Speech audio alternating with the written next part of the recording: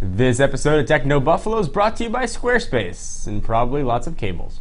Welcome back to another episode of Ask the Buffalo. I'm your host, John Rettinger, and this is the technology question and answer show where you can ask me anything that you have from the wide world of technology. You're thinking about putting money down on a new PS3 and not sure if you should wait for the PS4. You don't know whether or not you should upgrade your phone, or if you do, which phone you should get. What tablet's right for you? Does LTE really matter? This is the place where you can get all of your questions answered.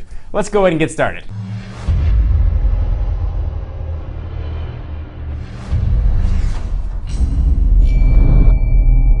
Alright, so let's go ahead and jump to the first question. This one's a little bit of a long one, but I thought it was a good one. It comes to us from the Techno Buffalo website, and it comes from user Glenn Oria. John, after reading much of your review and a few others of the playbook, I went ahead and bought one for $199. After having used it for a few weeks, I'm seriously considering ditching my Nexus S 4G for a bold $99.30 to take full advantage of the playbook OS 2.0.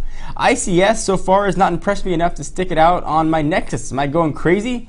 WebOS and QNX both seem to be destined for greatness, but insist on traveling the sea by way of the Titanic. Even so, I can't help but follow. What are your thoughts? First, WebOS. Well, it looked like it might be destined for greatness when we first saw it announced at CES a few years back. It has fallen flat on its face. It's gone from the transition from Palm to HP, but now, unfortunately, it has gone. Well, HP really has sort of abandoned it on giving it out to the open source markets. We're not sure what HP's plans really are with it. QNX is a very interesting operating system. It's what's used in the BlackBerry playbook, and it's what BlackBerry is going to use in their BlackBerry OS X or OS 10. Presumably it's going to be called OS X because, you know, Apple loves to sue people. And it'll be coming out sometime end of this year, early next year. It's a fantastic, elegant operating system, but when it was launched, it was missing things like email, calendar, and contacts. The stuff that, you know, you might want to use on a tablet. With Playbook OS 2.0, you get those native features. You're not getting really anything else out of your BlackBerry. You can get some, you know, BBM action in there using BlackBerry Bridge, but that is about it. So do not ditch your Nexus for a BlackBerry. I cannot stress that enough. Don't do it. There's no guarantee RIM's even going to be around by the end of this year. We've heard buyout rumors that Samsung was interested, and Samsung said, not us. And then, you know, maybe Amazon has been sort of rumored. Who knows? But I wouldn't bet very heavily on RIM. All right, our next question comes to us from the Techno Buffalo website. So Tyler wants to ask, hey, John, do you think the Wii U console will be a success or a flop? If you asked me before CES, Tyler, I would have said it's going to be a flop. It's a little too late. No one cares about this generation graphics on a next generation console. But I had a chance to play with the Wii U at CES, and that completely changed my opinion. It looks kind of hokey, but that new controller feels really good in the hands. And what was most surprising, in addition to really nice HD graphics, was that you get two separate gameplays while you're playing. And when you play a football game or a sports game against your friends, you can see what they're doing on the screen. You can see what plays they're calling. When you've got something like the Wii U's new controller, you can actually, you know, have a separate screen. You can pick your own plays privately. So that was one thing that really appealed to me. I saw a preview of gameplay footage of what a hypothetical Zelda game might have looked like, and it was a much more cinematic experience. It didn't have heart containers in the upper left-hand corner and equipment in the bottom right. Also possible uses, imagine getting a gun adapter for first-person shooters. Wait a second.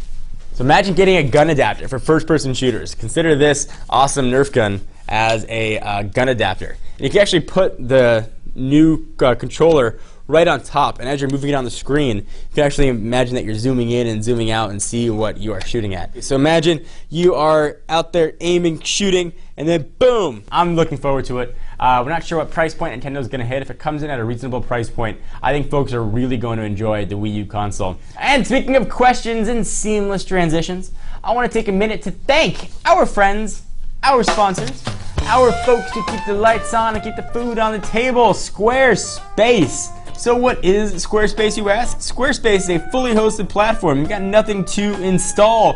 Where you go ahead and create your own website. You don't know how to code, not a problem. You don't have time to code, not a problem. Squarespace is the place that you want to go. They've got 24-hour customer support, so you can call them at 3 in the morning, ask them why your Facebook icon's not working, and just say hi to the folks that work there at customer support. You get point-and-click design control, style editor. It's really easy to use, tons of flexibility. social widgets including Twitter, Facebook, all the stuff you're going to need to know, and you got beautiful galleries and slideshows. So go ahead and give that a check out for 30% off over the next 3 months. Who doesn't like to save 30% on a pretty awesome service? Use coupon code TECHNO1. So use coupon code TECHNO1 to save 30% for the next 3 months at Squarespace. Alright, so let's go to our last question. Ryan is asking, hey Techno Buffalo, what do y'all call the next generation iPhone, the iPhone 5? It'll be the 6th generation iPhone. The naming scheme really doesn't mean that much. The first iPhone was the iPhone. Second generation iPhone, iPhone 3G. It wasn't the third generation iPhone. It had 3G in the name because it was using the 3G network, which stands, well, for the third generation of wireless technology. Next iPhone, 3GS. It was still using 3G and it was speedier, so they put in the S. Then came the iPhone 4, which really wasn't using 4G, it was just a naming nomenclature. And then came the iPhone 4S, which is faster. Now that presumably the next phone is going to be called the iPhone 5. And a whole new generation of people are going to be confused, thinking they've got a 5G phone. As I exhale. That's just Apple's naming scheme. There really isn't anything that coincides too. They didn't have to call the phones iPhone 1, 2, 3, 4, 5, 6, 7, 8, 9, 10, up to iPhone 700. You can really pick whatever names they want. iPhone 5 is just a common name that we're using for the next generation phone. So hopefully that helped answer your question a little bit more. So thank you guys for watching this episode of Ask the Buffalo. I'm your host, John Rettinger, and I will see you guys in the next video. Bye for now.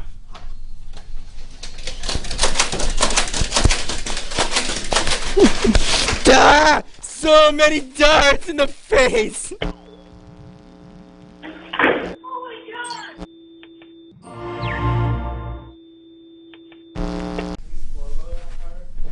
You gotta slow-mo that part. But now you guys gotta clean that up. Oh, so many darts in the face. In the face!